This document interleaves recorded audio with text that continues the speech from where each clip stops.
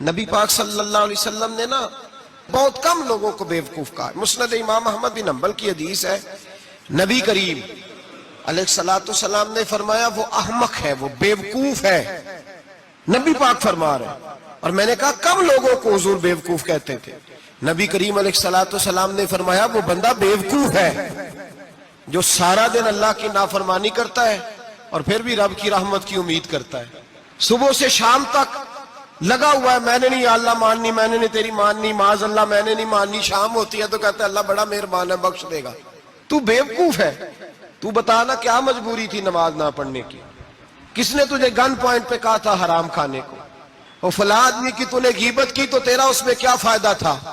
یہ جو تو نے صرف 10 بندوں کو ہنسانے کے لیے جھوٹا لطیفہ سنایا, اس میں تیرا کیا نفع تھا؟ تو صبح سے شام تک نافرمانی کرتا ہے, شام کو کہتا ہے اللہ کریم ہے معاف کر دے گا.